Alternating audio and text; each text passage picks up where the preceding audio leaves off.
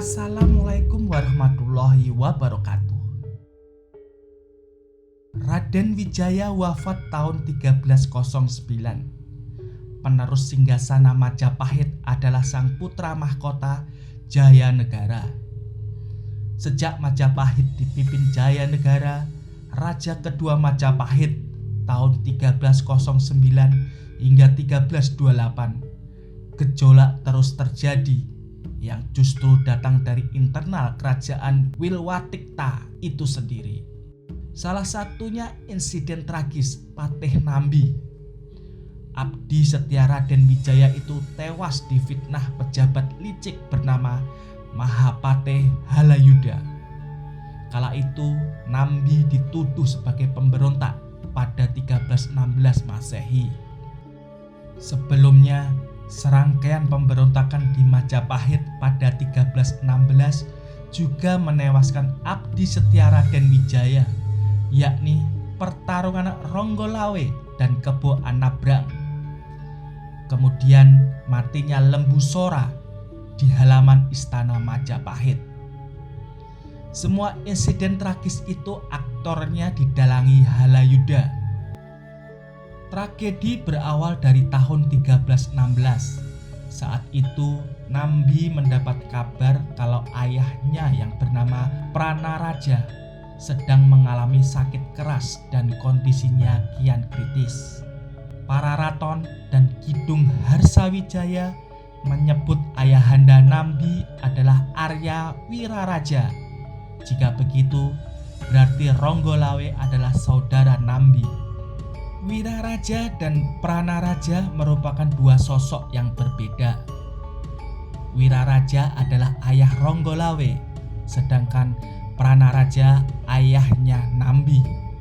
Hal itu dikuatkan dengan penemuan prasasti Kudadu tahun 1294 yang mencatat Wiraraja dan Pranaraja adalah tokoh yang berbeda, meski sama-sama punya jabatan penting di kerajaan Singosari di rejim Raja Kertanegara pada periode yang sama. Jadi dapat diartikan ayah Nambi adalah Pranaraja, bukan Arya Wiraraja. Dalam kisahnya, Pranaraja berasal dari Daha atau Kediri. Ia bermaksud ke Lumajang untuk menemui kawan lamanya, Arya Wiraraja, ayah Ronggolawe. Dilanjutkan, kepulangan Nambi waktu itu dikawal pengikutnya dan ditemani sejumlah pejabat Majapahit. Nambi bergegas ke Lumajang untuk mengetahui kondisi Pranaraja.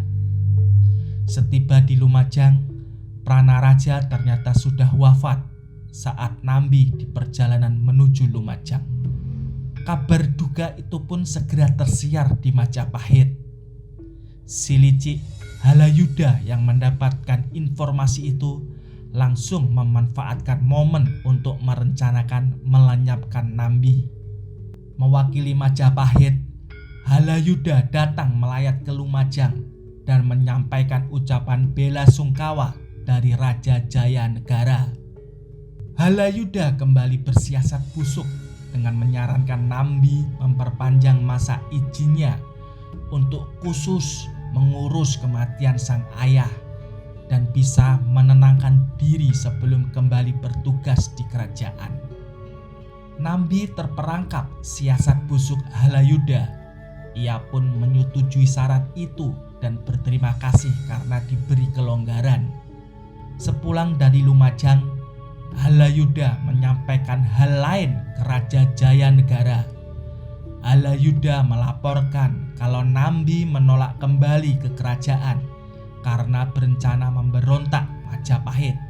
Jayanegara terkejut mendengar kabar yang disampaikan Halayuda. Sang raja termakan hasutan dan bereaksi sangat marah. Jayanegara memerintahkan Halayuda memimpin pasukan ke Lumajang untuk menumpas Nambi. Mendapat kabar bakal diserang Majapahit, Nambi kaget bukan kepalang. Ia sama sekali tidak menyangka dirinya bakal ditumpas dari kerajaan tempat ia mengabdi sejak awal Majapahit berdiri. mengantisipasi serangan, Nambi mendirikan benteng pertahanan di 2 lokasi, yaitu di Gending dan Pejarakan. Tapi pasukan Majapahit berjumlah besar, mampu memporak-porandakan kedua benteng tersebut. Nambi dan pasukannya tidak mampu menghadang serangan bertubi-tubi Majapahit, hingga akhirnya tewas dalam peperangan. Dengan tewasnya Rakrian, patih pertama kerajaan Majapahit itu, Halayuda kembali tersenyum manis. Ambisinya telah terpenuhi, targetnya tercapai. Halayuda menduduki jabatan Rakrian Mahapatih, menggantikan Nambi yang sebelumnya menjabat Rakrian Patih. Pada tahun 1316, Arya Wiraraja sang penguasa Lumajang wafat. Dikisahkan tragedi Nambi dan jatuhnya Lumajang memantik pergolakan di sejumlah daerah bawahan Majapahit, termasuk Pasadeng dan Patukangan yang merupakan wilayah Lumajang Tigang Juru yang dirintis Arya Wiraraja. Kematian Nambi terbalas melalui pemberontakan Sadeng dan Ketya yang sempat membuat Majapahit kewalahan, walau akhirnya tetap memenangkan peperangan.